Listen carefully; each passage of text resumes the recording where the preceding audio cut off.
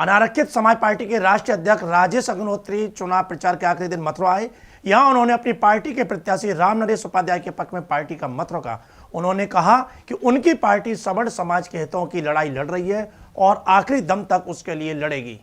उत्तर प्रदेश विधानसभा के चुनाव इस समय चरम पर है और पहले चरण का मतदान 10 फरवरी को होना है और इसमें 74 विधानसभाओं में ये चुनाव होना है और उसके लिए तमाम राजनीतिक पार्टियां, राष्ट्रीय दल, क्षेत्रीय दल तरह तरह के हथकंडे अपना रहे हैं। मतदाताओं को लुभाने के लिए तरह तरह के वादे कर रहे हैं।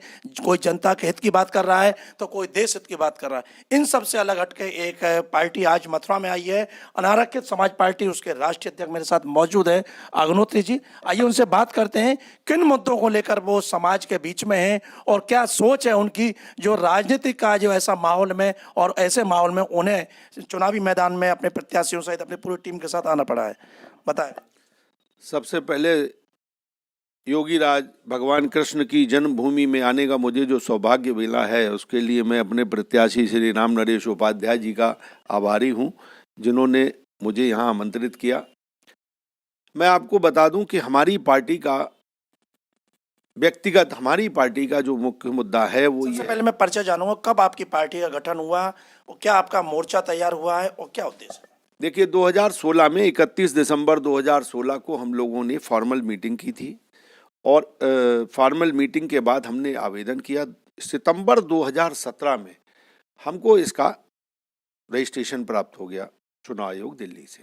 इसके बाद हम लोगों ने मध्य प्रदेश, राजस्थान, छत्तीसगढ़, तेलंगाना, उड़ीसा, इन स्टेट्स में जो चुनाव हुए उनमें अपनी सांकेतिक भागीदारी, क्योंकि शुरुआती दौर था, कहीं 2, कहीं 4, कहीं 5 इस तरह से अपने अपने प्रत्याशियों को लड़ाया और सफलता मिली? नहीं, अभी सफलता तो नहीं मिली क्योंकि कुछ भाषा की दिक्कतें भी आ गई। कुछ जगहों पर लोग हमारी भाषा को नहीं समझ पाते थे, जैसे कि तेलंगाना में लोग बहुतायत में तेलुगु।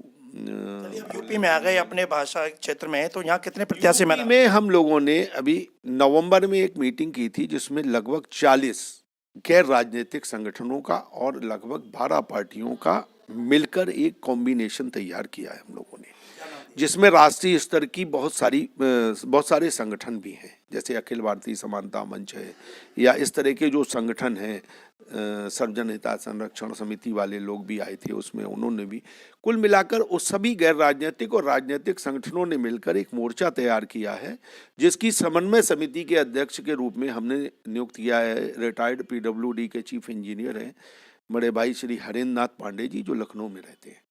वो दोनों के बीच में समन्वयक हैं। राष्ट्रीय मोर्चा के संयोजक के रूप में श्री अवधेश कुमार मिश्रा जी, जो गोरखपुर के निवासी हैं, सवर्ण उत्थान समिति के नाम से एक संगठन अपना पहले से चला रहे थे, उनको हम लोगों ने राजनीतिक इस मोर्चे का संयोजक नियुक्त किया है। मुझे सह संयोजक के रूप में उनके साथ काम करने का सौभाग्य प्राप्त हुआ है।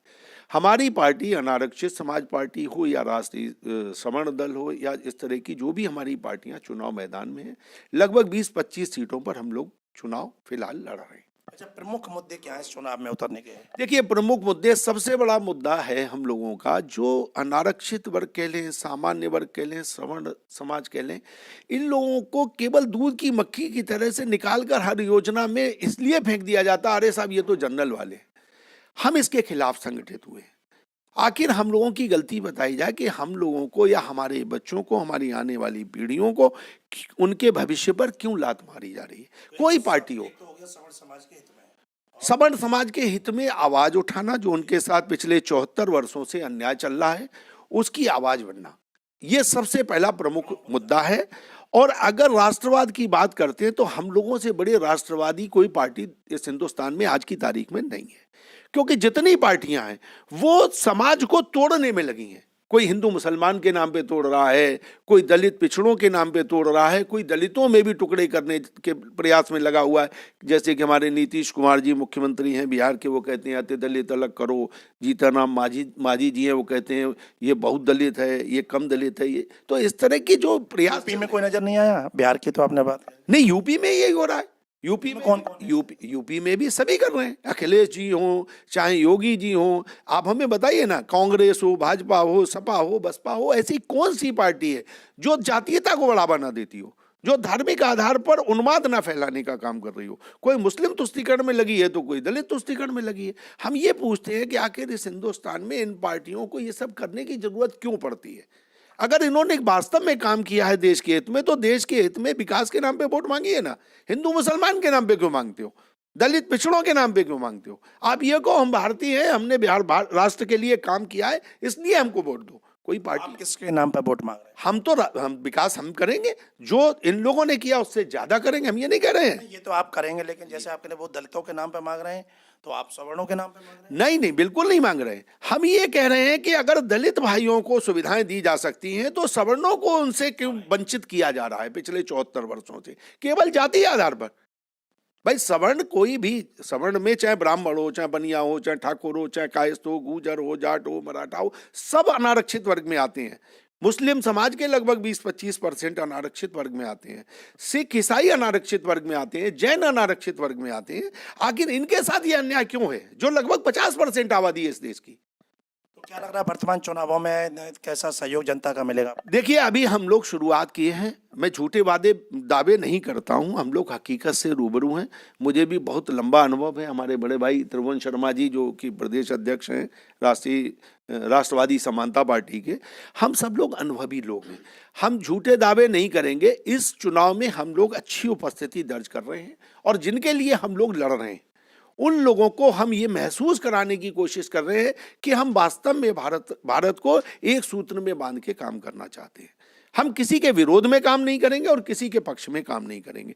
हम इस अनारक्षित समाज पार्टी में किसी का तुष्टीकरण नहीं करेंगे, और जिसे तुष्टीकरण चाहिए वो कृपा करके अनारक्षित समाज पार्टी से दूर रहे। इसमें उनके लिए कोई स्थान नहीं है, इस मोर्चा में कोई स्थान नहीं है।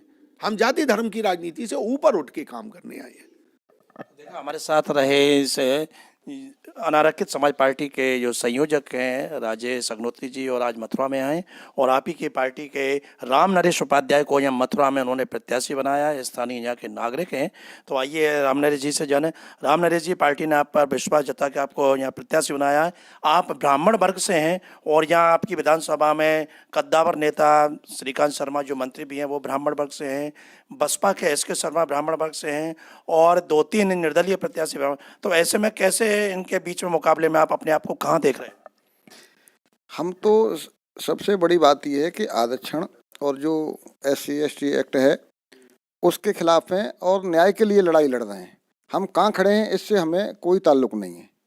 हम तो विरोध के लिए, जो भी आप 74 वर्षों में सामान्य जातियों के साथ जो भेदभाव हो रहा है, लगातार भेदभाव हो रहा है, आपका पढ़ाई लिखाई में भेदभाव है। नहीं, विरोध की बात का विरोध अलग है, लेकिन ये चुनाव है। इस वक्त चुनाव में जनता के बीच जाना, जनता के मत प्राप्त करना, तो ऐसे में अपने को कहाँ आप देख रहे हो? नहीं, हम तो अपने पूरी ताकत के साथ खड़े हुए हैं। ब्राह्मण बाहुल्य सीट है, ठीक है, और भी नेता ये SK शर्मा साहब भी ब्राह्मण हैं, श्रीकांत शर्मा जी भी ब्राह्मण हैं, तो मैं भी ब्राह्मण हूँ, और मैं ये चीज़ नहीं, मैं भारतीय हूँ। सबसे बड़ी बात यह है। तो हम तो न्याय की लड़ाई, न्याय के पक्ष में हैं, और बराबरी होनी चाहिए, समानता होनी चाहिए। समानता के लिए समता मूलक सवाल अन्यथा मत लेना। राजनीतिक जो दल होते हैं हर तरह के अपना हथकंडे अपनाते हैं, तो ऐसा तो नहीं कि किसी के डमी कैंडिडेट के रूप में आपको प्रयोग किया जाए? नहीं, सवाल ही नहीं, वो तो बात है नहीं बिल्कुल भी। ये तो जो लगातार जो पीड़ा चल रही है सामान्य वर्ग की, तो उस पीड़ा को दूर करने के लिए जो भेदभाव है, जातिगत भेदभाव है, उसको समाप्ति हेतु हम तो मैदान में हैं और आगे लड़ते रहेंगे उसके लिए। समता मूलक समाज की स्थापना, समानता और समता, ये हमारा मकसद है, हमारा उद्देश्य है। हमारा किसी से कोई विरोध नहीं है। तो हम तो अपने हक की लड़ाई लड़ रहे हैं। जो हमारे साथ भेदभाव होता है, बच्चों के साथ में कट ऑफ लगा दिया जाता है। एक तरफ हमारा जैसे जनरल का 100 की मेरिट पे भर्ती हो रही है, उसके साथ में आपका SC/ST बिल्कुल जा करके 70 पे उसको आप एडमिशन दे रहे हैं। तो पढ़ाई लिखाई में भेदभाव है, नौकरियों में भेदभाव है, प्रमोशन में भेदभाव है।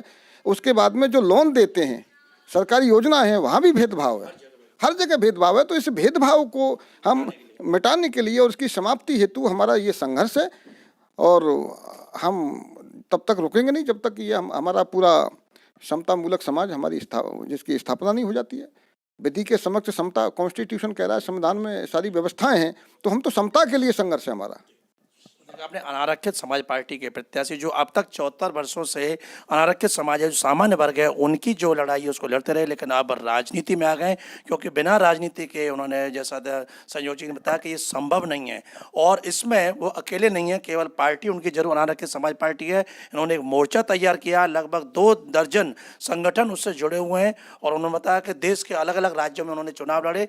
अब पूरे देश की जो रीढ़ आया था उत्तर प्रदेश, उसके विधानसभा चुनाव में भी उन्होंने ताल ठोक दी है और अपने प्रत्याशी मैदान में उतारे हैं।